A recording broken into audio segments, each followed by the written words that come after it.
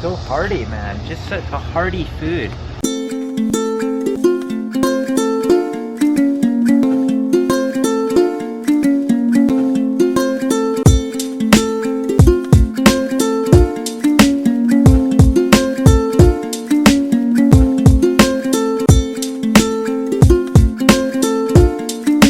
What you've done is taken your front lawn that most people mow and you've turned it into a tomato farm. We've got our garden divided into 3 areas. This is the main area. We got 40 tomato plants in this area. Total, we have 140 some tomato plants.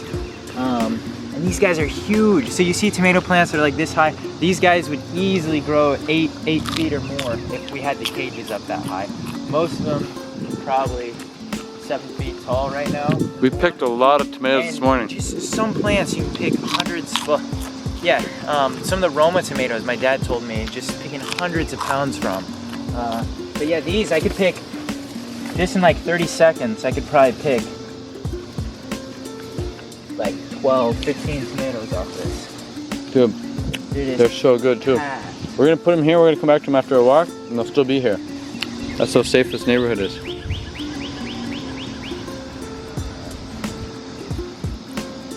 Really lovely neighborhood here.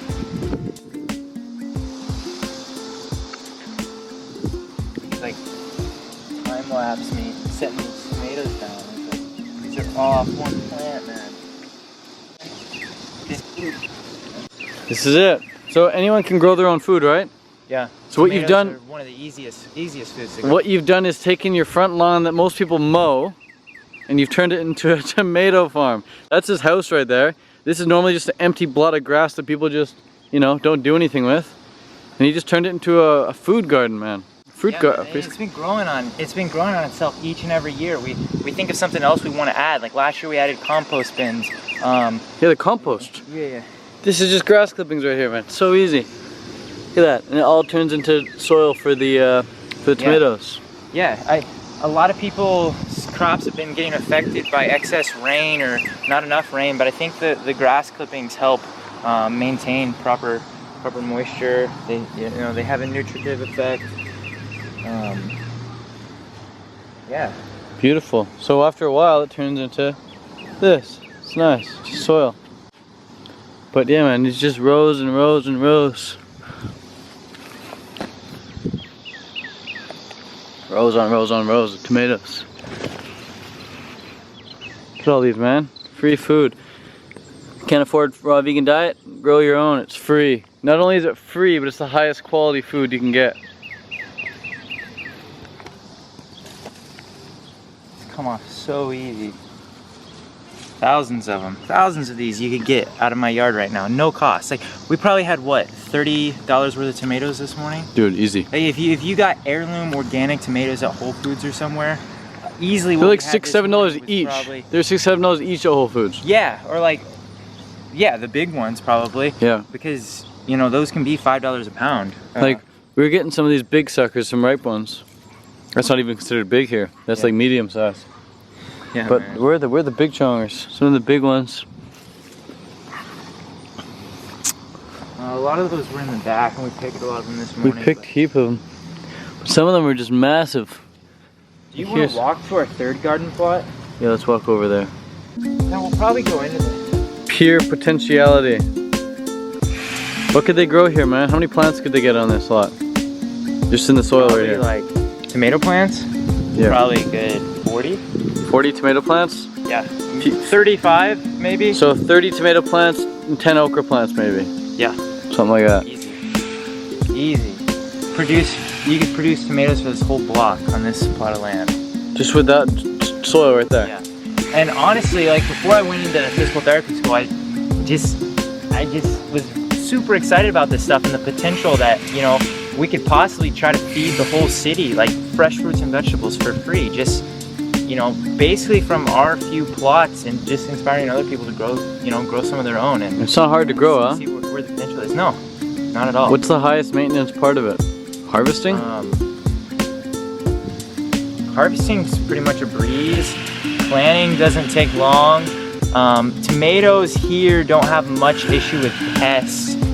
Some will get a little disease from time to time, but probably, I mean, making sure it's weeded, but that's where the mulch, the grass mulch comes in, because it takes care of all the weeds. So we don't weed at all. We don't weed at all. You just gotta mow your lawn. Yeah. So the biggest, highest maintenance part is just mowing your lawn, which is what you gotta do anyway. Something you gotta do anyway. Yeah, 100%. So cool. And what's the best tip for keeping your soil super high quality? Super high quality. Well, we're fortunate here that our soil is already high quality, but if you start a compost and you can recycle your food matter, the organic matter, and return that to the soil, that's going to return nutrients. John Kohler's got a lot of good information on enhancing your soil quality using things like rock dust. I've only done that once. I did it a few years ago. Didn't really apply that much, but I know that's good. I want to get into it more. And yeah, there's a few other fertilizers you can use. People talk about spraying salt water. Ocean water. Yeah, ocean water on your crops. How about like dulse or kelp? I haven't done that. I've heard fair things about that as well. Nori, kelp, seaweed. Yeah, there's plenty of unconventional methods to really get the highest quality soil, and it's fun to experiment with. So cool. And you're always putting old stuff back in there, right? Yeah. So I'd probably eat all of this zucchini. Maybe since this one's older, maybe I'd peel it or something and put the skins into the compost. Yeah, so composting helps with soil quality. Yeah, for sure. Cool, bro. Let's roll. Yeah. What are we picking here, bro? So this is the Okra Patch, and plenty of okra. My dad and I, we picked like 12 pounds of okra the other day, and 2 days later we had to come back and pick more. So it just flooded. And we picked these this morning already. That easy. Yeah. That's so good. Not just green either. We got red guys. Mmm.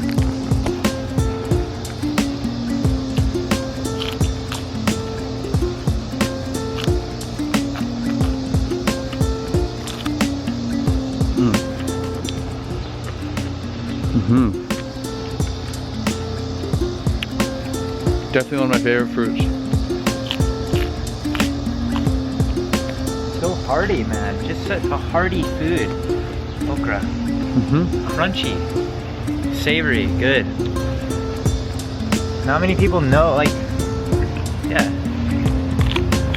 I just discovered it like 4 or 5 years ago at Fruit Fest with Christina. She was like, hey, let's make a meal of okra and make your poops really nice. I think that sounds good.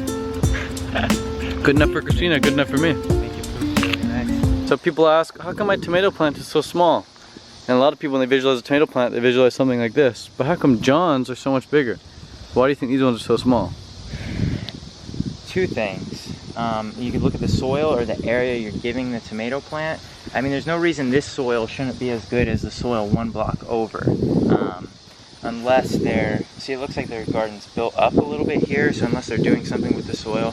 Also, look at how small the cages are they've surrounded their plants with. Incredibly small cages. Yeah, compared to the cage size of what we're giving ours, it's completely different. Very small cages. John's are like, I think 3 times as bit wide. Yeah. So the more space they have between the plants, also, right? Definitely. Not just the cage size, but the more width. space between plants. Yeah, those are really closely planted. Really closely planted. So if you spread them out, they got, well, it's like a foundation of a building, right? The wider the foundation, the taller it goes. Yeah, exactly. Just like a tomato plant. What if you don't use cages? Will your plants just grow along the ground?